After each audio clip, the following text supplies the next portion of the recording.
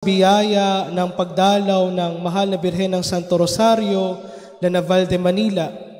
Isang natatanging pagkakataon na siya ay makadalaw sa aming parokya. Maraming salamat po, Panginoon, sapagkat ngayong gabi tinawag mo kami upang mas makilala pa ang debosyon sa Mahal na Birhen ng Santo Rosario at ang naging pakikilakbay nito sa aming bayang Pilipinas. Panginoon, isugong niyo po ang inyong banal na espiritu ngayong gabi, nang sa gayon, mas lalo pa kaming maliwanagan at mahubog na maging tulad ng iyong anak na si Jesus, isang mangingibig ng mahal na ina at higit sa lahat, huwaran ng siyang pagiging tao. San Jose, aming Ama't Poon, dalin mo kami kay Jesus na iyong anak. Hinihiling namin ito sa pangalan ni Kristo na aming Panginoon. Amen. Nuestra Señora del Santísimo Rosario, la Naval de Manila, Mahal na Birhen ng Loreto, sa ngalan ng Ama at Anak na Espiritu Santo. Amen. Magsiupo po tayong lahat. Gumagalaw ang logo. Ay, hindi. Magandang gabi po. Hindi na po natin papatagalin pa. Ang atin pong speaker, ang ating pong panauhin para sa gabing ito, ay talaga nga naman, big time. Kung kayo po ay naglalagi-lagi at palibot-libot sa internet, lalo't higit para sa mga nangangalaga ng mga poon, lalo't higit para sa mga taong simbahan at sa mga taong gaya kong gala sa kung saan-saang parokya na pupunta, itong tao lang naman ito ang isa sa may mga pinakamalalaking sources kapag dating sa internet na pinapublish. Siya po ang author ng blog na Pintakasi. Kung meron man tayong hahanapan ng mga kwento, historya tungkol sa iba't ibang mga poon at gawang piety dito sa ating bansa, siya ho ang sumulat nito.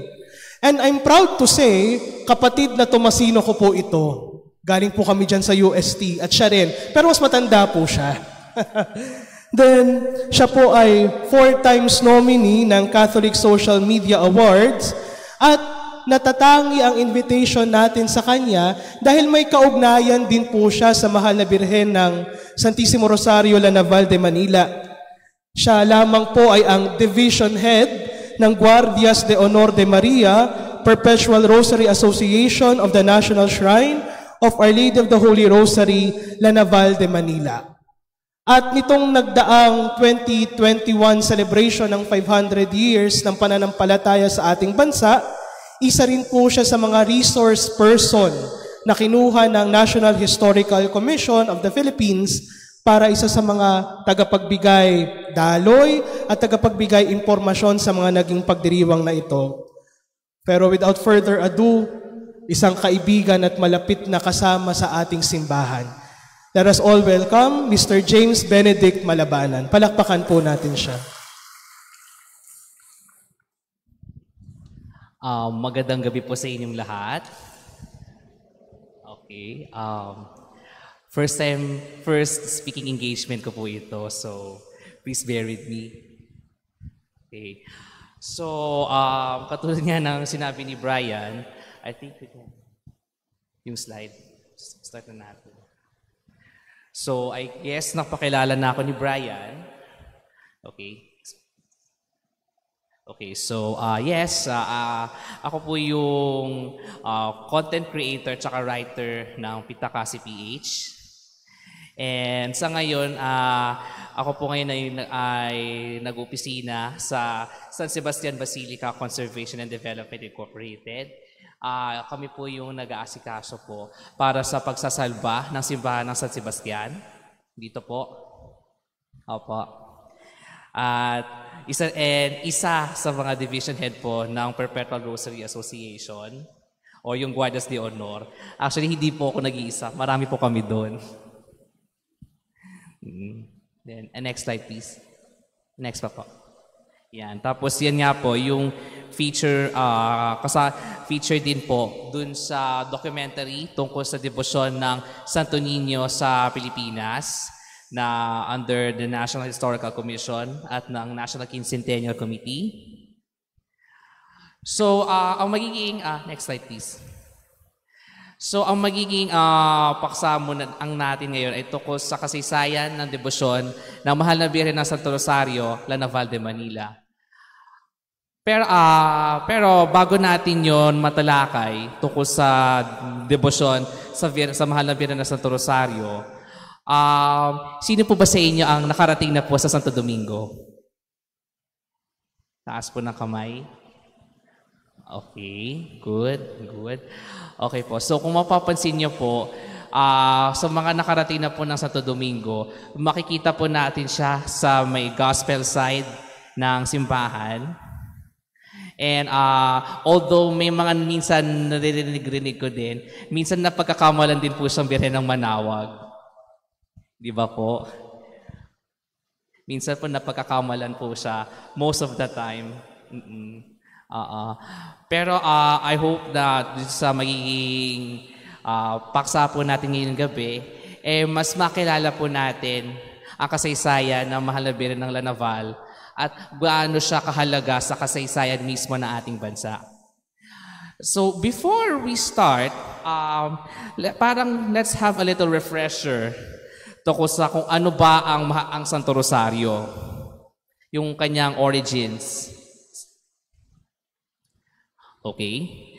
So the origins of the Holy Rosary are begun with the use of prayer beads and the repeated recitation of prayers to aid in meditation stem from the earliest days of the Church and has roots in pre-Christian times. Kumbaga, ang rosaryo ay meron na before Christianity itself, meron ng ibang religions na nagpa-practice na magkaroon ng prayer beads. Halimbawa, I think sa mga Muslim, meron din sila. The Buddhists have one too. Tapos yung mga kapatid natin sa Orthodox Church, meron din silang mga prayer knots. Na sa kanila naman, ang ginagawa is yung magdadasal sila nun the Jesus prayer, Jesus Son of God, have mercy on me, a sinner. At tuloy-tuloy siyang dadasalin na parang isang rosaryo. And evidences exist from the Middle Ages that the strings of beads were used to count Our Fathers and Hail Marys. Kumbaga, bago siya na-formalize, meron ng mga records, specifically sa mga Carthusians, na meron ng ganitong klase ng debosyon. And those strings of beads became known as the Paternoster beads. And recently, may nakita po akong Paternoster beads sa internet. At ito ay isinasagawa pa rin sa monasteryo ng Santa Clara de Montefalco sa Italy. Next slide po. Okay, so bago at mas na-formalize ang pagdadasal ng rosaryo, una is nung nagpakita ang Mahal na Birhen kay Santo Domingo de Guzman. Kasi nung panahon ni Santo Domingo, laganap doon ang Albigensian heresy. Laganap po doon ang heresy during that time na maaaring ikasira ng pananampalataya ng mga tao. Kaya sa sobrang desperado ng kanyang sitwasyon, nagpakita ang Mahal na Birhen sa kanya at itinuro sa kanya ang kasulukuyang format ng rosaryo at binilinan siya na preach my psalter. Kasi dati ang tawag sa rosaryo ay psalter. Na yung format niya is magme-meditate kayo ng mga kaganapan sa buhay ng Panginoon at Mahal na Birhen. At later on, ang pagrorosaryo ay tinuring na siyang naging sandata laban sa mga heresies. At later on, sa mga iba't ibang labanan. Like itong nasa slide natin po ngayon, tungkol po sa labanan sa Lepanto, na in the 1500s, as Muslim Turks threatened Eastern Europe and the Mediterranean after the fall of Constantinople in 1453, the Rosary gained popularity, most especially during this time, nung sa Battle of Lepanto. That in 1571, Pope St. Pius V, or si San Pio V,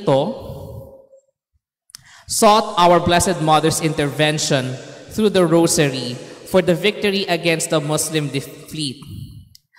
Under the command of Don Juan of Austria, despite being outnumbered, the Christians won the Battle of Lepanto on October 7, 1571. At dahil sa pagkapanalo ng labanan sa Lepanto, ito yung naging reason kung bakit po October 7 ang pista ng Our Lady of the Rosary. And ganitong pattern ng kasaysayan ng Lepanto, soon after ay magiging pattern din sa kasaysayan ng Birhen ng Lanaval de Manila na madidiscover po natin in the coming slides. So next. Ayan po. So introducing the La Gran Señora de Filipinas, o sa Ingles, the Great Lady of the Philippines. Next slide please. Okay. So sisimulan natin ang kwento ng mahal na Birhen ng Lanaval sa pagdating ng mga Dominican friars noong July 22, 1587. At dumating sila kapistahan ni Santa Maria Magdalena na tinituring na patrona ng orden, the Order of Preachers. Dumating kasi bakit po si Santa Maria Magdalena ang patrona ng mga Dominicans? Kasi po kung matatandaan niyo po yung Easter readings, matatandaan niyo po siya na nung hinahanap niya ang Panginoon at nagpakita sa kanya, siya ay inutusan na go and at ibalita yung kanya pagkabuhay.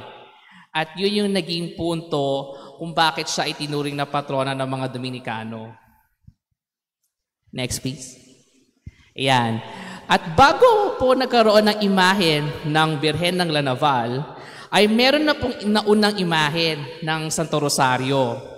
Yung nakikita niyo po sa slide, yan lang po yung kaisa-isa niya pong picture. So before the famous image of the Lanaval, there was another rosary image bought by the Dominicans from Mexico in 1587. This Mexican image, carved from a single piece of wood, as in isa siyang buong kahoy, stood 1.5 meters tall on a 30-centimeter pedestal at sinasabing meron itong relikya ng tilma ng mahal na Birhen ng Guadalupe. This image was later moved to the facade of the Old Santo Domingo Church sa Intramuros at it is with nightly illumination funded annually by the devotees. Kasi at that time, nakakaroon na rin siya ng mga deboto. At nung dumating na yung imahe ng Birhen ng Lanaval, ginusto pa rin ng mga tao na makita pa rin nila yung naunang Santo Rosario. Kaya napagdesisyonan na iluklok siya sa harap ng Old Santo Domingo at iilawan nila yung mismong altar. And despite of surviving quakes and fires, this image was lost during the Second World War. Kumbaga, isa siya sa mga naging casualty nung ikalawang digmaang pandaigdig, kasama ng nasirang Santo Domingo at ibang simbahan sa Intramuros. And fortunately enough, meron pong kumuha ng litrato ng kauna-unang imahe ng Santo Rosario, yung profile shot. So, most likely, kinunan na ito doon sa may pinakataas. Next slide po. Ngayon, dumating ang taong 1593. Dito, si Governor General Don Luis Perez Dasmariñas had an image of Our Lady of the Rosary commissioned to honor his father, the late Don Gomez Perez Dasmariñas. Kumbaga, naipagawa ang Birhen ng Lanaval bilang alaala sa kanyang ama na deboto din na mahal na Birhen ng Santo Rosario. Crafted by a Chinese sculptor turned Christian under the captain turned the supervision ng isang kapitan na later ay naging pare, si Don Hernando de los Rios Coronel. The statue's Asian features are attributed to this artist. Then, the Dominican friars received the statue from the Governor General and placed it sa Santo Domingo sa Intramuros noong 1595. The next slide. Although merong isang kwento sa mismong paggawa ng imahe ng Birhen ng Santo Rosario, popular pious legend has it na habang inuukit ng Chinese sculptor yung imahen, nakarinig siya ng tinig ng isang babae. Ang sinabi sa kanya, "No me des tan fuerte." O ibig sabihin, wag mo idiin yung pag-ukit, masakit. Kumbaga, parang yung ganong tinig na narinig niya habang inuukit yung birhen, mahal na birhen ng Santo Rosario, parang it haunted him for a very long time. Yung parang hindi na nawala sa isip niya. And this incident haunted the carver that he moved to Ilocos kasi sinusubukan niyang kalimutan yung nangyari sa kanya doon, to forget the mysterious voice. Yet, after some thought, he decided na magpabinyag sa Katolisismo at ginawa ito sa harap mismo ng mahal na birhen ng Santo Rosario. And sa next slide, ayan po ang original image ng mahal na birhen ng Lanaval. Yung sa unang litrato, ayan po yung kanyang fame canonical regalia noong 1907. Although yung ibang bahagi ng damit ay mas matanda pa sa 1907, diyan siya mas nakilala at maraming mga, let's just say, maraming naging copies, mga prints, mga illustrations, photos. Almost yan din po yung suot niya. At kung mapapansin niyo doon sa kabila, yung sa close-up picture ng mag-ina, mapapansin niyo, hindi siya yung typical na poon o na imahen na mukhang Kastila. Na yes, siya ay nakabihis na isang miyembro ng Spanish court o ng Cortes ng Espanya. Kung titinan niyo mabuti yung mukha ng Birhen at ng Santo Niño, mas mukha silang Chinese or mas mukha silang Asian kung titinan niyo na mabuti. Diba? Kung mapapansin niyo, kumbaga, although mukha siya ay nakabihis pang Kastila, pero siya ay mas, yung kanyang Asian features ay very prominent din. Kaya ganyan siya ka-unique. Kasi di ba kung mapapansin niyo yung ibang mga imahen, dinala mula galing sa Mexico o galing sa Espanya, siya gawa sa atin. Which is, it's not, medyo bihira yung mga ganitong instances. Diba? Tapos, din sa okay, so just to give some comparison din, paano niyo madidistinguish ang mahal na birhen ng Manawag sa mahal na birhen ng Lanaval? Ang birhen ng Manawag medyo, sabihin na nating, calm, medyo very yung medyo maternal, yung nakangiti ng konti. Tapos yung Santo Niño, nakaharap sa gilid. Nakaharap sa gilid ang Niño ng Manawag. Samantala, pag sa Birhen naman ng Lanaval, nakatingin talaga siya sa harap. Very regal ang kanyang postura. Tapos ang Santo Niño naman nakaharap din sa tao. Tapos very mapapansin niyo din yung yung Asian features ay mas prominent. At kumbaga, ang pinaka-shortcut na lang siguro na pwede ko sabihin, yung pagharap ng ninyo. Kung sa Manawag po, sa Apo Bakit, nakaharap sa gilid, ang sa Birhen po ng Lanaval, nakaharap sa tao. Tapos, sa Birhen ng Manawag, yung face po niya is medyo elongated. Sa kanya po, medyo round. Yung mga typical sa mga Chinese sculptures. And yun po yung kung mapapansin niyo po na maigi. Okay, so next slide po tayo. At ang isa sa mga unang milagro na inauthenticate ng simbahan ng Birhen ng Lanaval ay ang nangyari sa buhay ni Francisco Lopez. Sino nga ba si Francisco Lopez? Si Francisco Lopez ay isang sundalo, if I'm not mistaken, na may reputation siya na hindi maganda. May bisyo, tapos kung mga hindi magagandang gawain, doon yung naging hindi maganda yung kanya imahen. Pero, despite the fact na meron siyang ganong reputation, ang kanyang saving grace ay nagdarasal siya na Santo Rosario. Mamaya makikita natin yung magiging bunga ng kanyang pagdedebosyon sa Santo Rosario sa pagpapatuloy ng ating pagkwento.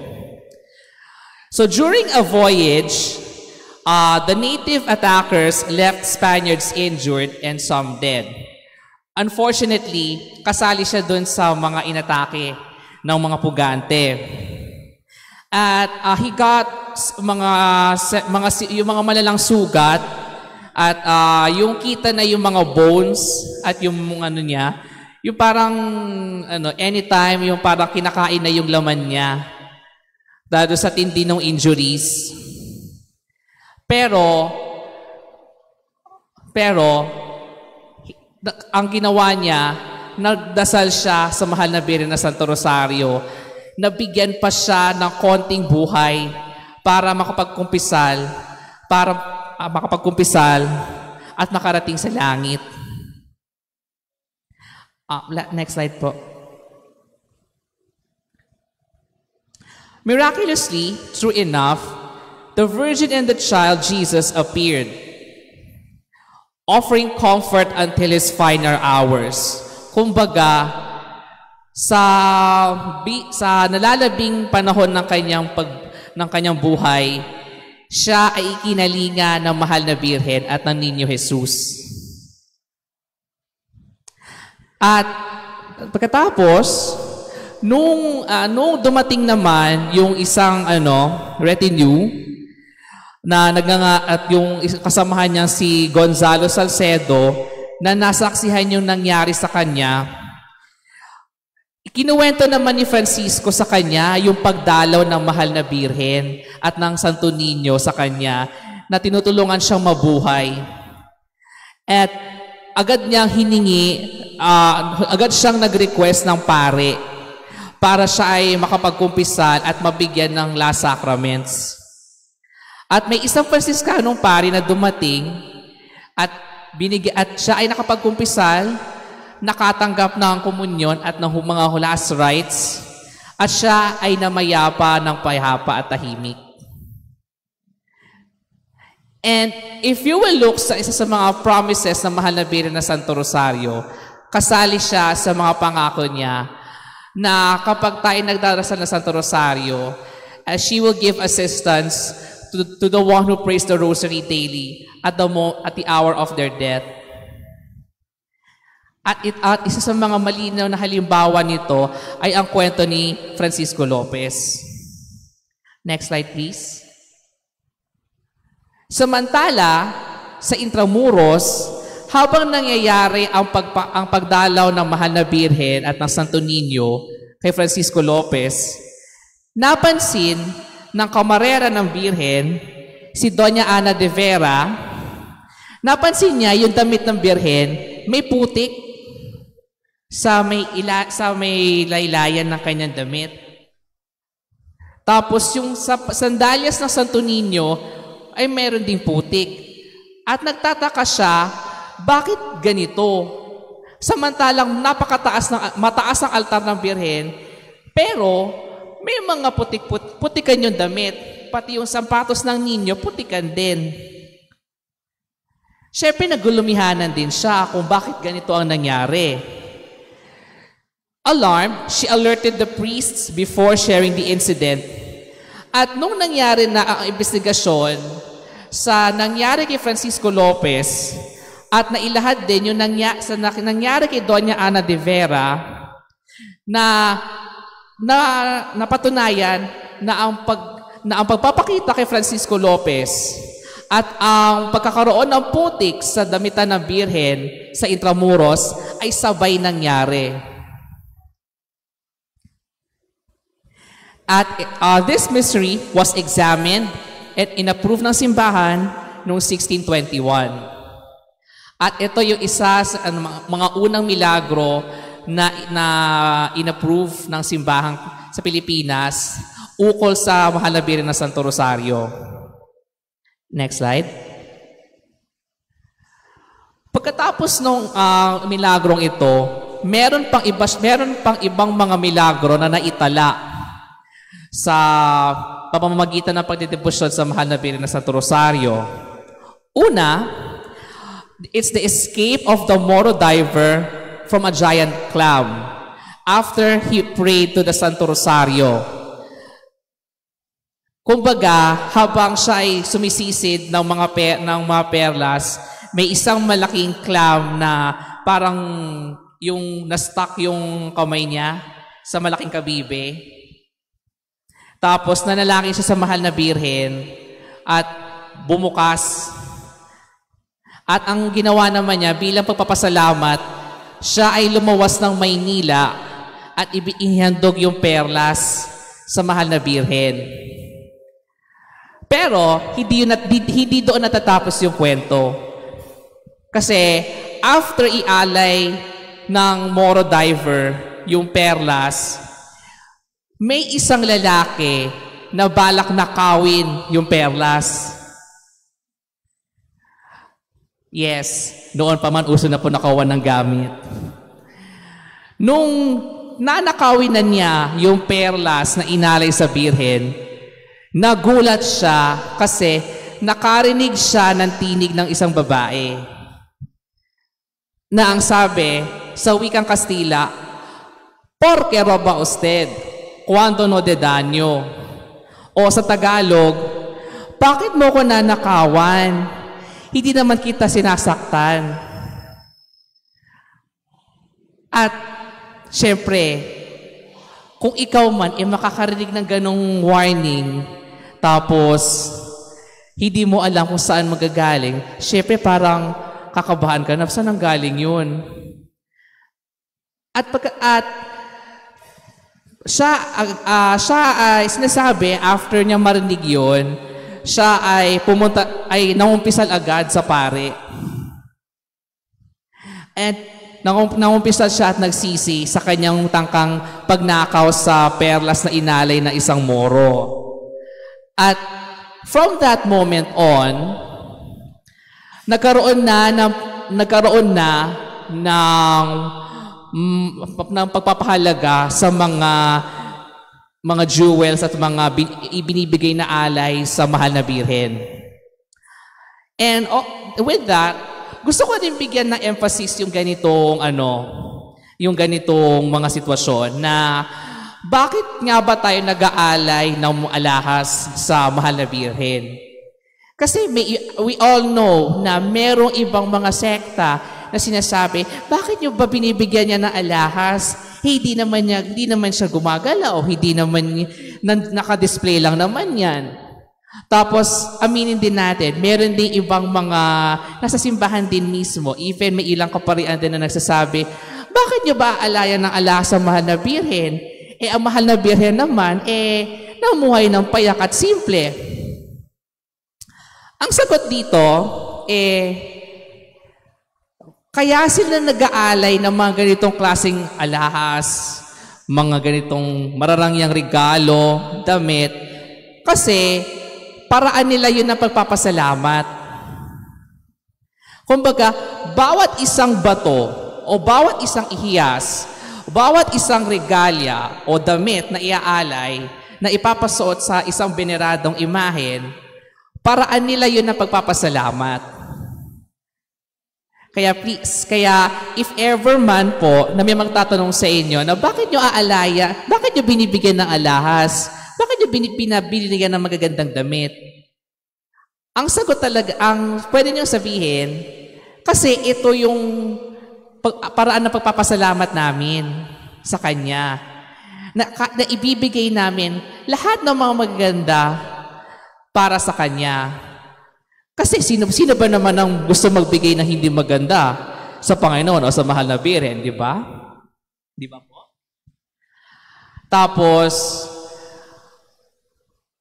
tsaka it's another way na din ng pagpapakumbaba na, oo, na nakakaangat ako sa buhay.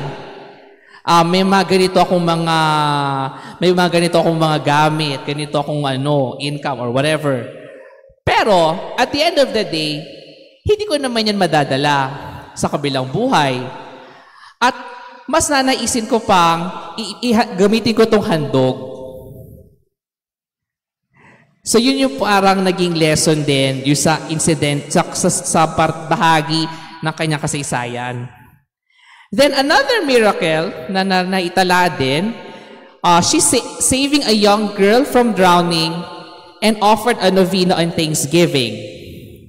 And also, a dead infant was brought back to life after the infant's mother prayed in front of the Virgin, witnessed by all present. Kumbaga, nanalangin siya, yung nanay, sa mahal na Birhen na Santo Rosario na buhayin mo ang anak ko, at hindi ako aalis sa altar mo hanggat hindi mo nabubuhay ang anak ko. Di ba madalas maririnig natin yun sa mga magulang natin na gagawin nila ang lahat para sa kanilang mga anak. And this is parang one of those touching episodes na that would leave a mark din sa atin. And next slide, please.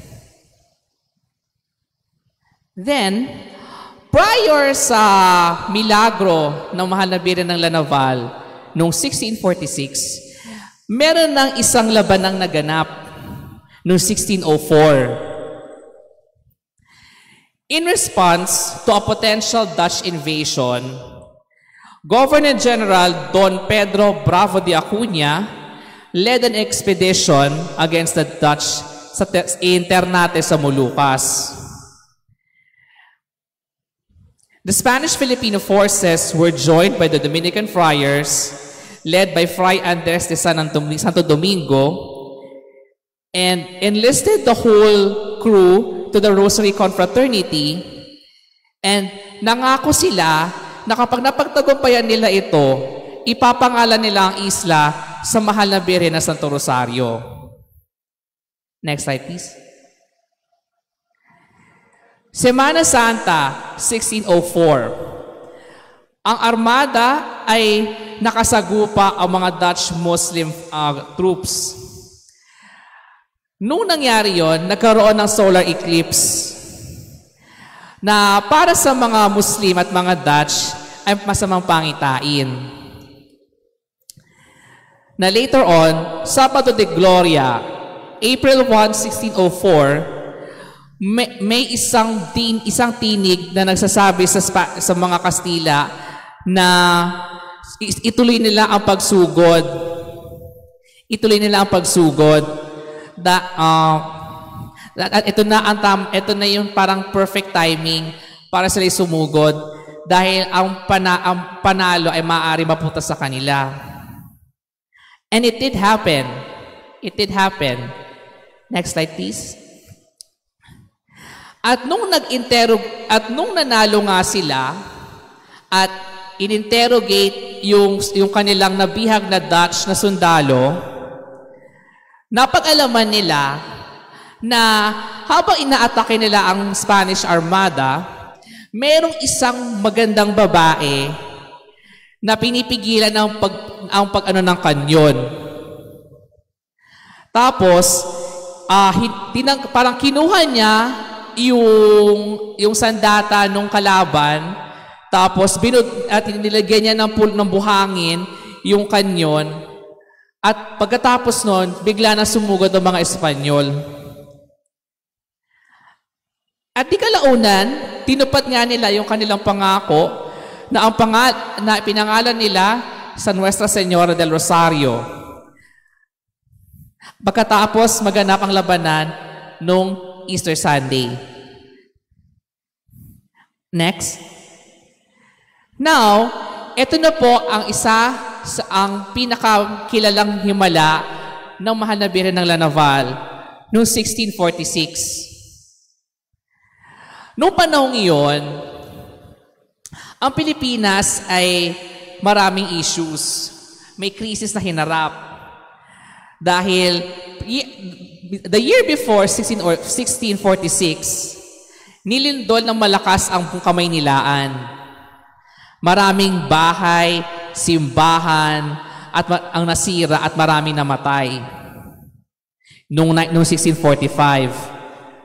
At pagkatapos nun, yung arsobispo ng Maynila na itinalaga sa Pilipinas ay namatay bago siya maupo bilang arsobispo. At syempre, although hindi ko na rin naisama na dito pala. Okay. At ang mga Dutch ay nais kontrolin yung Asian trade, yung pangangalakal natin. Specifically, yung Manila-Acapulco Galleon trade. Kasi, ang Manila-Acapulco Galleon trade ay mahalaga dahil dito magmumula ito yung parang source of income ng kolonya. Dito manggagaling yung mga goods, yung mga perlas, ivory, mga jade, yung mga porcelana, tapos yung mga ginto at mga opisyal at mga pari na manggagaling sa Mexico o sa Espanya.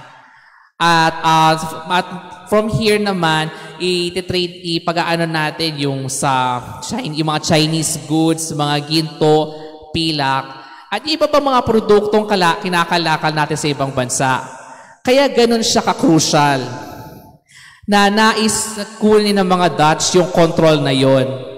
And of course, ang mga Dutch kasi at that time ay protestante. Parang nais din nilang gawing Protestant country agad ng Pilipinas. Kaya nagkaisa ang mga Espanyol at Pilipino na protektahan ng ating bansa. At sila ay dumulog sa mahal na Birhen ng Santo Rosario sa Santo Domingo sa Intramuros. At nangako sila na kapag napanalo nila ang labanang ito, sila ay maglalakad ng nakayapak papunta sa altar ng Birhen ng Santo Rosario sa Intramuros. Next slide, please. And mula nung Marso hanggang Oktubre nung 1646, at nung kasagsagan ng labanan ng Lanaval de Manila, against sa madaming Dutch warships, ang ating panangga or defense, 2 lumang galyon. As in, 2 lumang galyon. In comparison sa mga advanced warships ng mga Dutch. At ito yung galyon ng Encarnacion at ng Santo Rosario na pinangungunahan ni Commander Lorenzo de Oralia y Ugalde. At during the 5 naval battles against 18 warships mula sa mga Dutch, laban sa 2 lumang galyon, Ang ginagawa nila is, sa bawat labanan, nagdarasal sila ng Santo Rosario. Habang nagaganap yung bakbakan sa dagat, sa iba't ibang bahagi ng Pilipinas, nagdarasal sila ng Santo Rosario. At sa bawat pagputok ng kanyon mula sa 2 galyon, sinisigaw nila ang Viva la Virgen. By trusting the rosary, they recited it on their knees. And with one casualty, they instilled panic and damage on the Dutch. Parang mas marami naging casualty ng mga Dutch, pero hindi ganun kadami sa pinagsamang puwersa ng mga Pilipino at mga Kastila. At nung napanalo nila yung 5 labanan ng La Naval de Manila, tinupad nga nila yung kanilang pangako na sila ay lalakad ng nakayapak papunta sa simbahan ng Santo Domingo para magbigay pugay sa mahal na Birhen ng Santo Rosario bilang pagtupad sa kanilang pangako. Next slide. Yan.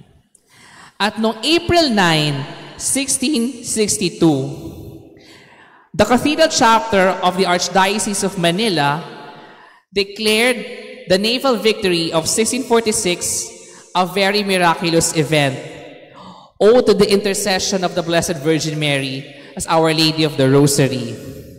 At ito I'll be quoting dito yung mismong naging desisyon. Granted by the Sovereign Lord through the intercession of the Most Holy Virgin and devotion to her rosary, that the miracles be celebrated, preached, and held in festivities, and to be recounted amongst the miracles wrought by the Lady of the Rosary, for the greater devotion of the faithful to our Most Blessed Virgin Mary and her Rosary. Kumbaga, nang pinanapatunayan na ang pagkapanalo ng mga sundalong Pilipino at Kastila laban sa mga Dutch or Olandes, yun, I got the term right. Mula noon, ipinag-utos na magkaroon ng na ipagdiwang, alalahanin ang nangyaring himala. It should always be commemorated at ipagdiwang ang kapistahan na inassign ng 2nd Sunday of October. Kaya ayun po ang pista ng Birhen ng La Naval sa 2nd Sunday of October bilang pag-alala sa pagligtas niya at pagtatanggol niya sa ating bansa.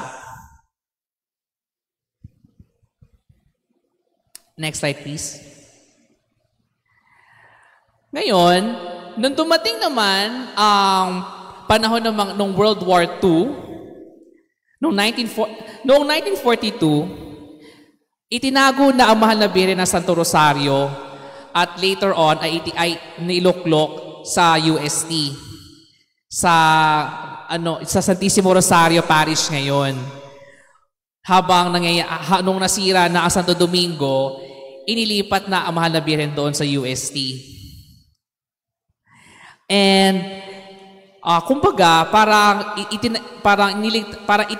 habang papalapit na yung gera, itinago na ang mahal na Birhen for safekeeping.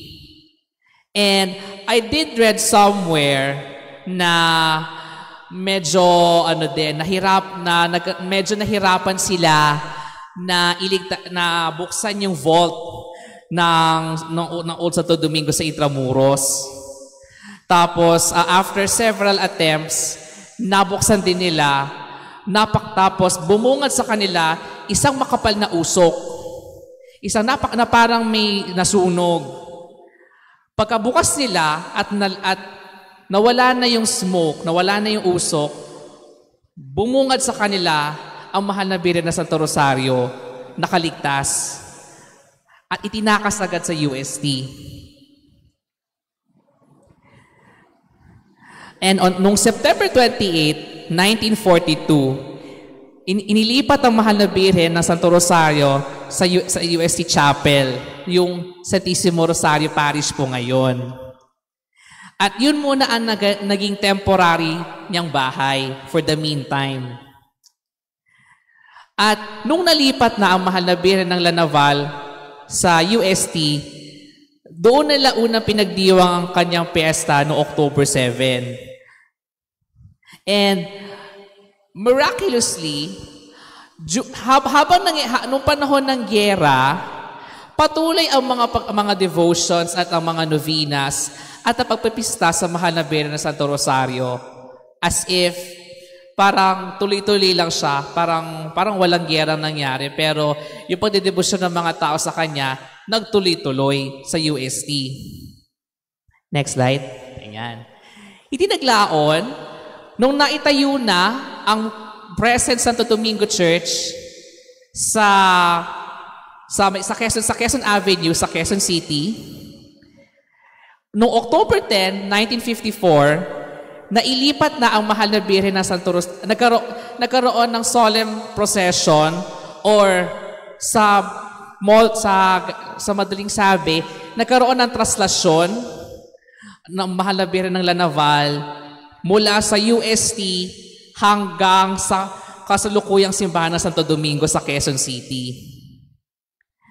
And shortly after, ang simbahan ng Santo Domingo ay idiniklarang National Shrine of Our Lady of the Rosary, Lanaval de Manila. At ito po ang second national shrine sa Pilipinas. Kasi po ang unang national shrine sa Pilipinas ay yung Antipolo Cathedral. At ito na po yung sumunod, yung sa Santo Domingo. Next slide po. Decades later, noong October 4, 2012, medyo recent na po siya, the present Santo Domingo Church and Convent, along with the other objects, were declared National Cultural Treasure by the National Museum of the Philippines. This declaration is in accordance with Republic Act number 10066 or the National Cultural Heritage Act of 2009. Kasi po ang simbahan ng Santo Domingo ay dinisenyo po ng mga national artists. Si Jose Zaragoza, tapos si Galo Ocampo, if I can recall. Next slide po. Noong 1953, no First Plenary Council of the Philippines, parang umuwi saglit ang Mahal na Birhen ng Santo Rosario, Lanaval de Manila, sa Intramuros to oversee yung nagaganap na plenary council na ginawa sa San Agustin Church sa Intramuros. And as part of the closing ceremony, noong January 24, 1953, siya ay dumalaw saglit sa Kolehiyo de San Juan de Letran for the veneration of the Letter 99 community. So yung nasa litrato po, yan po siya nung dumalaw na po siya sa Letran, sa Intramuros, ng mga ilang saglit, bago po siya bumalik sa Santo Domingo sa Quezon City. Next slide po. Then, nung EDSA People Power, 1986, the Dominican Friars carried the Callejera statue of the Santo Rosario. So, ito po yung dinala sa EDSA noong 1986. Ito po yun. Dinala po siya doon. This peaceful act served as a protest against the Marcos regime. The statue was also taken to the eastern gate of Camp Crame, where the forces of Juan Ponce Enrile and Fidel V. Ramos doon sila naka-station. And numerous Filipino Catholics attribute the revolution's peaceful success to the miraculous intervention of the Blessed Virgin Mary. Well, in fact, hindi lang naman Lanaval ang nandoon sa EDSA. Ang isa pang imahen doon na kilalang-kilala is yung Our Lady of Fatima sa National Shrine sa Valenzuela City. It was later donated sa National Shrine at siya po yung lumilibot sa buong Pilipinas and nabigyan ng Episcopal coronation noong 2017. So medyo may sarili pong history yung kalihera image po ng Birhen ng Lanaval dito ngayon. Kaya medyo nung nalaman ko po na nandito po siya ngayon, medyo natuwa-nuan po kasi given yung kanyang may sarili din siyang historical background at may naging papel siya sa kasaysayan ng Pilipinas. Nakakatuwang isipin na kahit sa modernong panahon, nandyan pa rin ang mahal na Birhen na gumagabay sa kinabukasan at kasaysayan ng ating bansa. Next slide.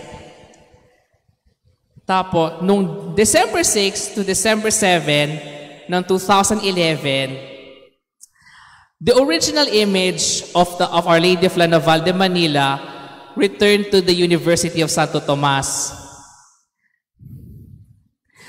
for the celebration ng 400 years ng UST noong 2011. And nandito po ako noon.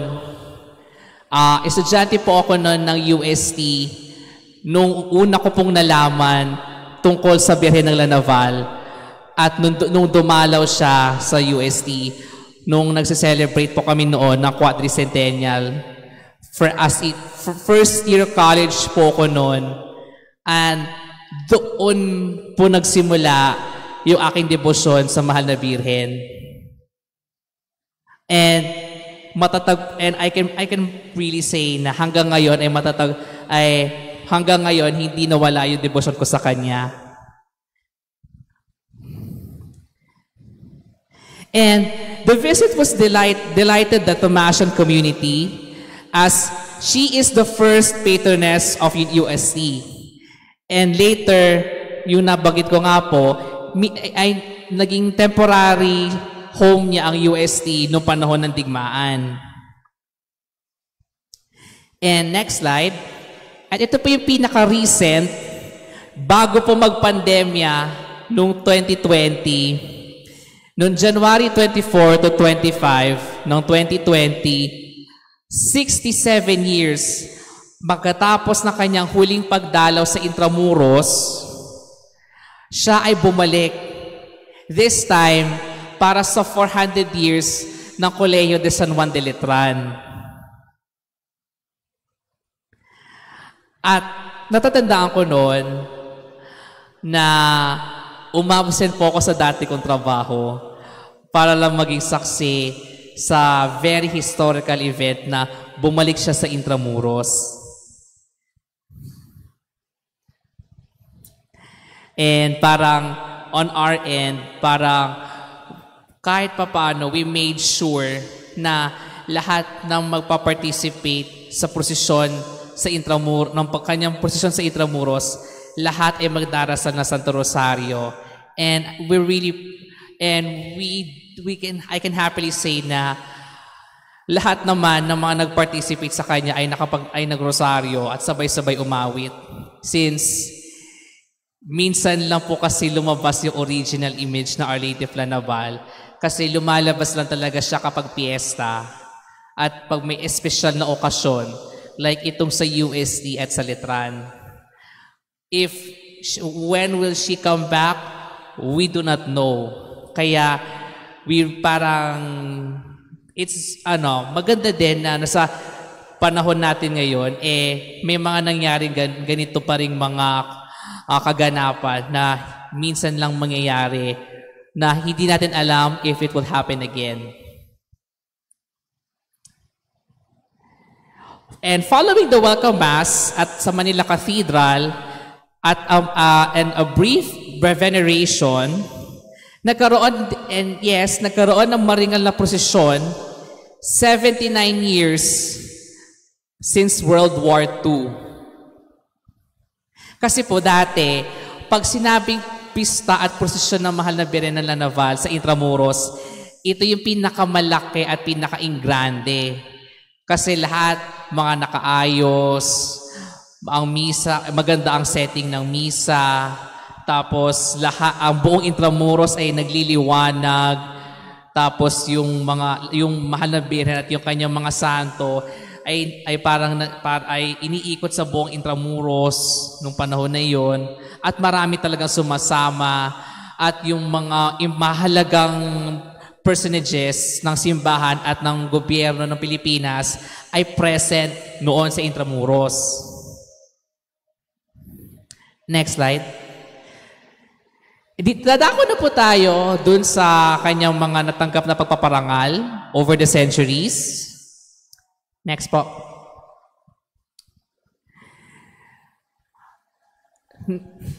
In an undated letter noong 1903, to the Archbishop of Manila, the Rosary Pope, kulang lang ng Pope, pero it's Rosary Pope, si Pope Leo XIII issued an exhortation to the people na lahat ay pumunta sa simbahan ng Santo Domingo. And I'll be quoting his words. Go to the temple of Santo Domingo, to the sanctuary of the excellence of the Most Holy Virgin of the Rosary in the Philippines. Next slide po. To the place where your elders bent their knees to give thanks to her who liberated these islands from Protestant heresy. To the spot consecrated by the piety of 100 generations who had gone there to deposit their piety and confidence in Mary Most Holy. Next po. Noong 1906, inapprove ni Pope Pius X ang petisyon ng pontifical or canonical coronation ng mahal na Birhen na Santo Rosario, Lanaval de Manila. And siya po ang kauna-unahang imahen ng mahal na Birhen sa Pilipinas na ginawaran po ng canonical coronation. The Apostolic Delegate to the Philippines, Most Reverend Ambrose Agius, OSB, siya po yung nag-officiate ng coronation sa mahal na Birhen na Santo Rosario sa Intramuros noong October 5, 1907. And I think if matatandaan nyo po yung lecture po ni Sir Michael de los Reyes dati regarding po sa canonical at episcopal coronations ng iba't ibang mahal na Birhen sa Pilipinas. Ito po yun.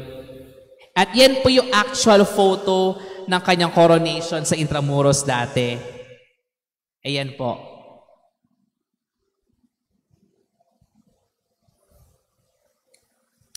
Next slide po.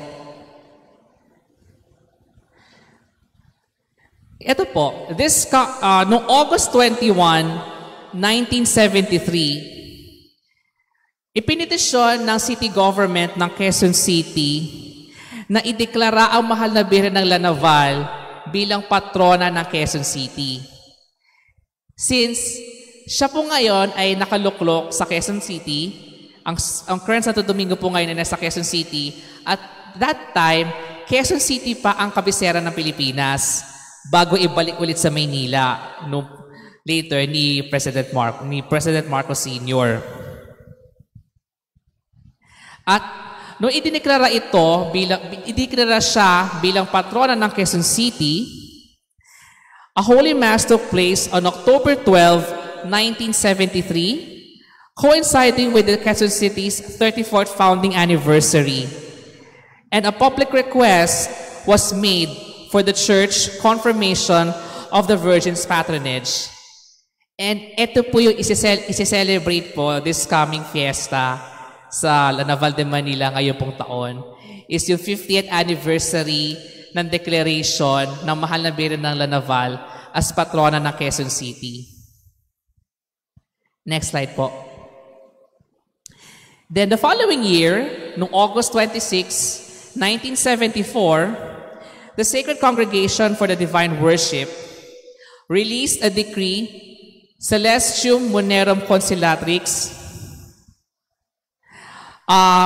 dito kung saan ibinigay ni Pope St. Paul VI yung approval na at yung confirmation ng pagiging patrona ng Mahal na Birhen ng La Naval ng Quezon City. Then, next po.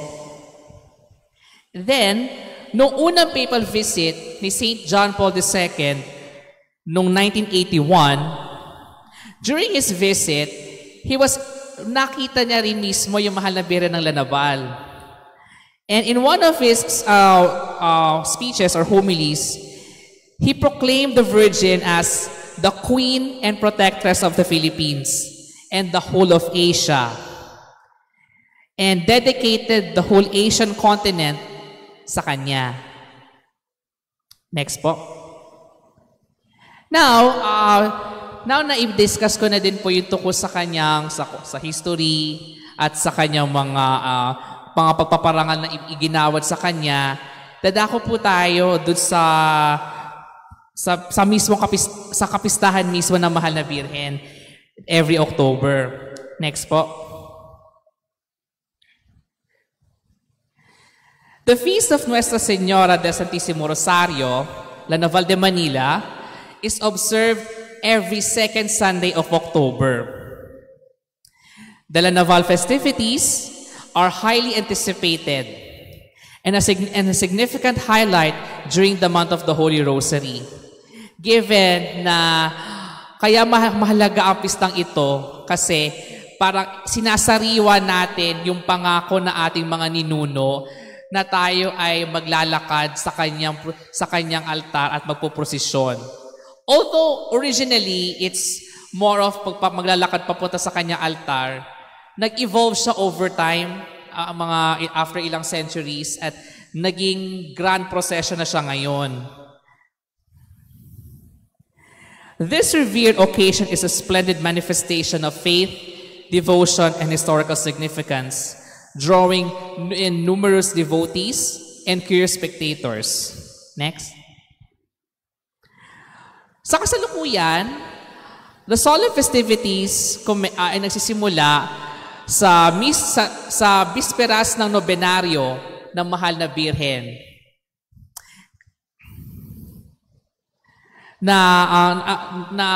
Nung dito lang 2020 ay minamotorcade na ang vikarya ng Mahal na Birhen ng Santo Rosario sa umaga, at pagkatapos nun ay sa mga bandang hapon ay isasagawa ng kanyang solemn enthronement. Kasi kung papansinin niyo sa Santo Domingo, di ba nasa gitna si Santo Domingo sa gitna, di ba po? Kung papapansin niyo. Kapag malapit na kapistahan ng La Naval, itatayo na yung baldakino o yung kanyang yung special altar niya para sa kapistahan. Tapos, sa hapon ng bisperas ng Novena Days, from her kamarin, ay ipoprosesyon siya papunta sa mismong simbahan, sa loob mismong simbahan, at pagkatapos nun ay iluluklok na siya dun sa gitna for the duration ng novena at ng buwan ng October. Next po. And from there, magsisimula, and the following day after the enthronement, dyan na magsisimula yung solemn novena masses. And one of the highlights ng novena masses ay ang pag-awit ng Tiples de Santo Domingo ng Invocación a la Reina del Santísimo Rosario, or yung mas kilala ng iba as Regina Sacratissimi Rosari, at yung Despedida a la Virgen. Kumbaga, pag novena masses ng Mahal na Birhen, it's parang konsyerto na din ng Tipless sa Santo Domingo, which is the oldest existing boys choir sa Pilipinas. And on the selected novena days, pre-pandemic ay merong tradisyon ng besamanto o yung pagpapahalik sa damit ng Mahal na Birhen. Kasi ito yung one of the few instances na makikita mo siya na up close and personal. Kaya minsan, ang sinasabi ko sa mga first timers ng pista ng Lanaval, pumunta sila sa besamanto para makita nila siya ng harapan, kahit mga ilang distansya lang, pero at least para makapagdasal sa kanya. And every besamanto na ina-attendan ko dati, pre-pandemic, pagkaharap mo kasi siya, parang hindi ka makapagsasalita. Parang hindi ka makapagsalita sa harapan niya na parang there is a certain reverence and yung parang parang mayroon kang pakiramdam na hindi mo maipaliwanag pag nasa harapan ka niya. Every time kapag besamanto, merong ganong pakiramdam na hindi mo alam kung anong sasabihin mo, hindi mo alam kung ano ang idadasal mo, dahil pagkakita mo sa kanya, yung may malakas yung kanyang impact, pag makikita mo siya, lalo na kapag malapitan. And kahit sa malayo, it still happens. And yun.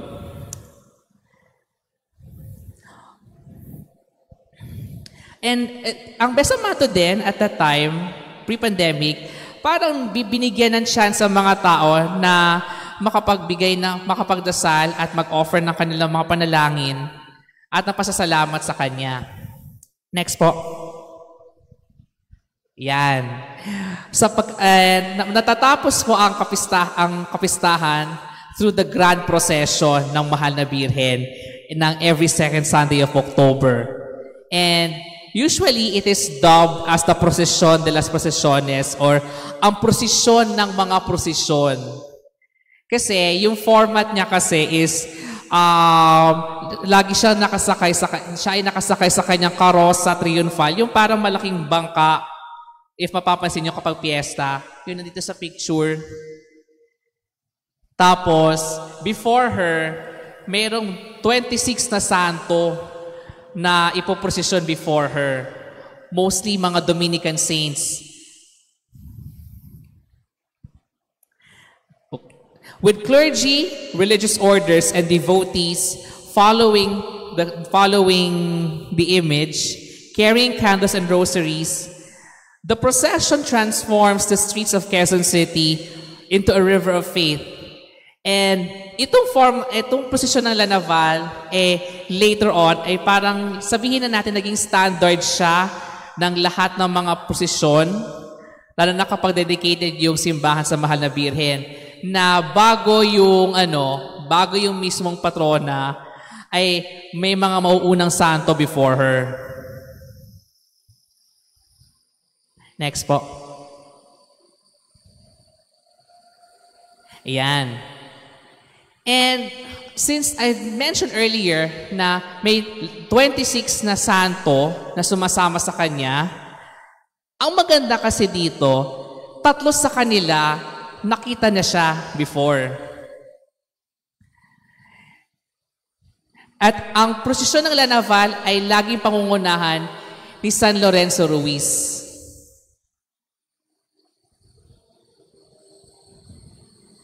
Next slide po. Kasi po, si San Lorenzo Ruiz mismo ay member ng Rosary Confraternity ng mga Dominicans. And ang isa sa mga gawain ng Rosary Confraternity is magdadasal ng Santo Rosario every day. And once a month ay idadasalin ang 15 decades ng isang oras. Yun yung tinatawag namin na guard hour or hora de guardia, na ginagawa namin siya parang pagtatanod or pagbabantay sa Mahal na Birhen ng Santo Rosario.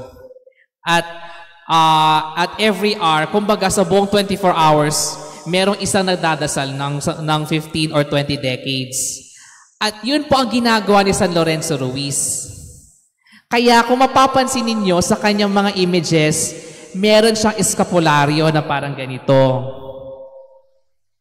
Kasi po, member siya ng Rosary Confraternity. Ang pangalawa naman po ay si San Francisco Capillas, na isang Dominican missionary. And ang isa sa mga ang ginagawa nila, but before they set sail to the missions, sa China, sa Vietnam, or sa Japan, sila ay aawit ng Despedida a la Virgen bago sila lumayag kasi hindi na nila alam if makakabalik pa sila ng buhay. Kasi madalas ang mangyari, either namamatay by martyrdom or tinotorture na sila because of their work sa pagpapalaganap ng ating pananampalataya. And he was one of the proto-martyrs ng China, San Francisco Capillas. And pangatlo ay si San Vicente Liem de la Paz, isang Vietnamese na naging estudyante ng Colegio de San Juan de Letran at ng UST.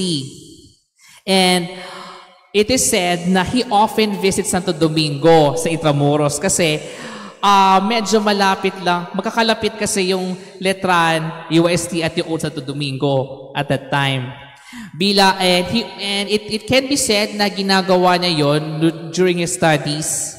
At later on siya ay naging pare at umuwi sa Vietnam para gawin yung kanyang mission until later on siya ay nahuli at na-execute. Next po.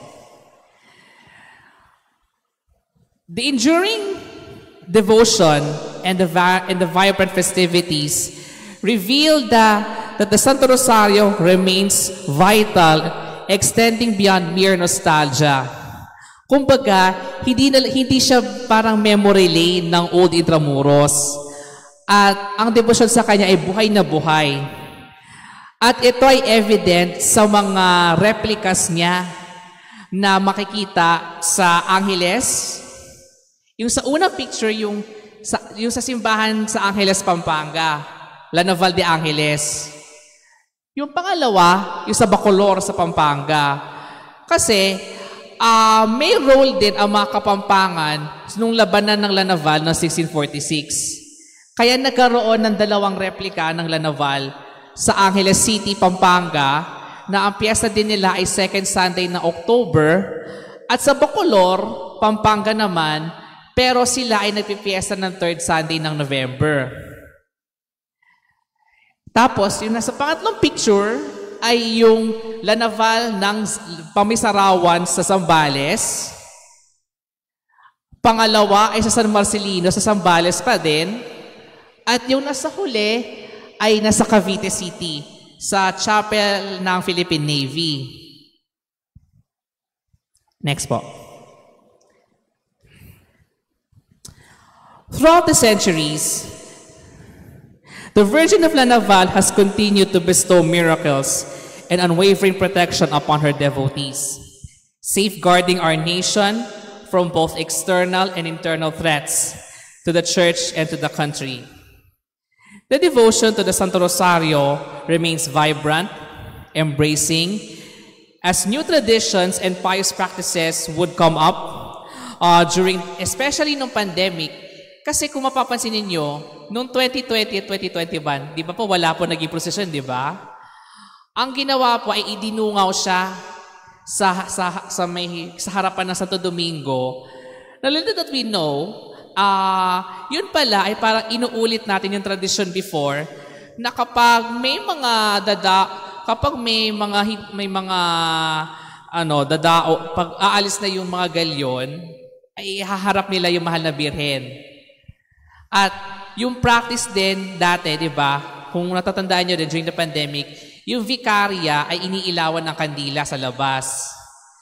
And parang later on, it was found out na merong ganun ng practice before sa Santo Domingo sa Intramuros para doon sa naunang Santo Rosario. At nung kasagsagan ng kapistahan, ay kinakanta yung Dominican Litany of the Blessed Virgin Mary, na practice na rin siya na nadidiscover ng ibang mga devotees. And last na lang po. Amidst the regalia, splendor, and the rich historical legacy that has elevated Dela Naval to almost mythical stature,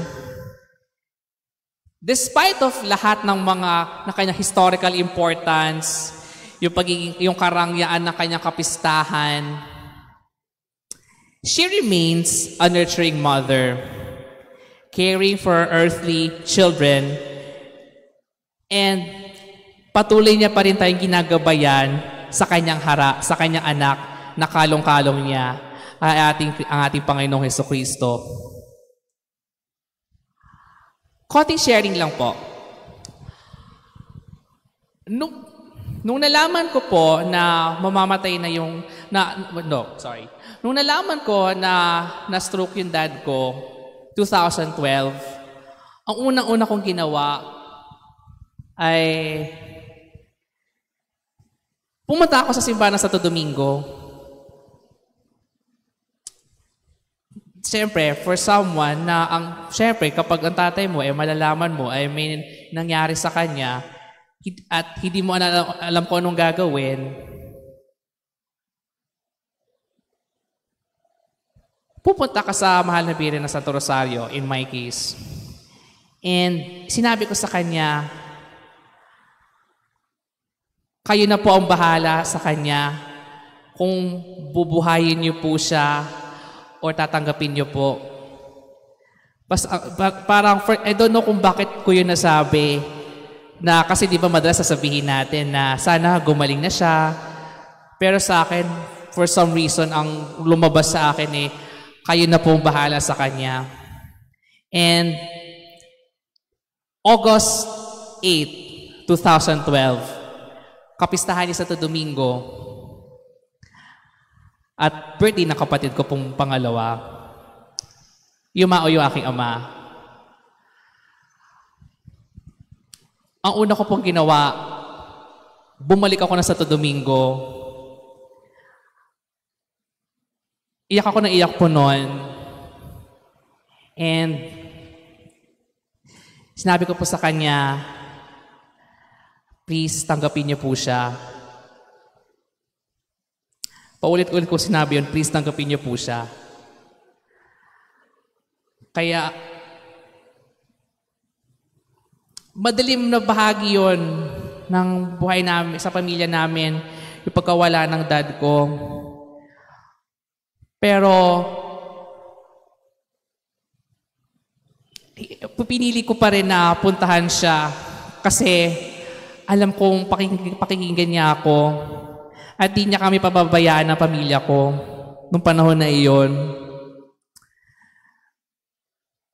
Siyempre, bilang isang anak din na nawalan ng ama, mahirap tanggapin at darating tayo sa panahon na makukwestiyon bakit ganito ang nangyari sa amin. Pero, nung nagkaroon kami ng pilgrimage sa Manaoag sa UST after ng 40 days ng dad ko. Pagdating ko sa simbahan ng Manaoag, hindi ko mapigilang umiyak. Parang inilabas ko lahat. Parang at that moment nung lumapit ako sa altar niya, at umiiyak ako, parang gumaan yung pakiramdam ko at nawala yung pagdududa ko, yung pag-aalinlangan ko na bakit ganun yung nangyari sa amin. At pagkatapos ng pilgrimage namin sa Manaoag, ora mismo, tumakbo agad ako sa Santo Domingo. At this time, ang naging ko sa kanya, maraming salamat po. Kasi Hindi niyo po ako hinayaang maligaw. At nandyan pa rin kayo para sa akin. Hindi niyo po kami pinabayaan sa madilim na bahagi ng aming pamilya. At true enough, ever since that moment, every time na meron akong gawing life decision, career move, or may mga mahalagang kaganapan sa buhay namin at sa pamilya namin, sa Kanya ako tumatakbo. Kasi alam ko na despite sa Kanyang marangyang regalya at sabihin na natin, may pagkamataray, yung Kanyang mataray look, sabihin na natin, despite all of the trappings, nanay pa rin siya at nakikinig. Kaya hanggang ngayon, malalim pa rin ang devotion ko sa Kanya. And andito ako ngayon, nagsasalita, hindi lang magbigay ng aking kaalaman sa kasaysayan ng Mahal na Birhen sa Rosario, ay magbigay din ako ng patotoo sa aking devotion sa Kanya, na hanggang ngayon ay iniingatan ko pa rin. And I might say, and I can say, it is the grace from the Lord to have a special devotion to Our Lady of the Rosary, because she has become my guiding light and guiding star. From the highest points to the lowest points, nandyan pa rin siya, constant sa buhay ko. And sana, sa mga makikinig po ng talk na ito, regardless kung kanino mang imahe ng Mahal na Birhen o titulo ang pinagpipintuhuan ninyo, sana pangalagaan ninyo ang inyong vision sa Mahal na Birhen, dahil hindi niya kayo pababayaan. Dahil malay natin, pag nabigyan tayo ng panahon ng pagkakataon na maibahagi ang ating kwento at ang ating debosyon, maging halimbawa pa tayo na mas lalo natin siyang mahalin. And that's it for tonight. Maraming salamat po. Ave Maria Purísima, sin pecado concebida. Muli po, ibigyan natin ng isang masigabong palakpakan si Brother James Malabanan. Tinatawagan ko po ngayon si Tita Cora para po sa paggagawad ng Certificate of Appreciation. Babasahin ko lang po ang nilalaman ng certificate. Arkidiocese ng Maynila, Pang-Arkidiocesanong Dambana at Parokya ng Mahal na Birhen ng Loreto, katibayan ng pagpapahalaga ay ginagawad kay Ginoong James Benedict Malabanan para sa kanyang natatanging kontribusyon bilang tagapagsalita sa Marian Conference na may paksang La Naval de Manila, Companion in the Faith Journey of the Filipino People, ipinagkaloob ngayong 19 ng Agosto 2023 sa Pang-Arkidiocesanong Dambana at Parokya ng Mahal na Birhen ng Loreto sa Sampaloc, Maynila. Dilagdaan, Reverendo Padre Enrico Martin F. Adoviso, Rector at Team Ministry Moderator.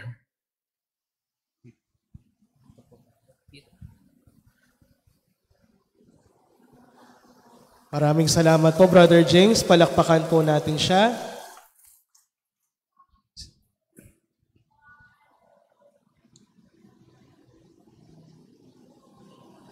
Siguro po bago matapos ang ating gabi, tayo po ay mananalangin, tayo po ay magsitayo. Sa ngalan ng Ama at ng Anak ng Espiritu Santo, tayo po ay umawit. Hail Mary, full of grace, the Lord is with you. Blessed are you among women, and blessed is the fruit of your womb, Jesus.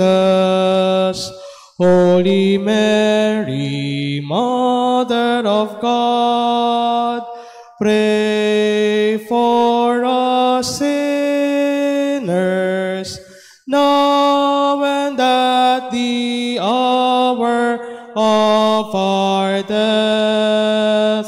Amen. Our Lady of the Most Holy Rosary, La Naval de Manila, Our Lady of Loreto, in the name of the Father, and of the Son, and of the Holy Spirit. Amen. Magandang gabi po sa ating lahat at ingat po tayo sa ating pag-uwi.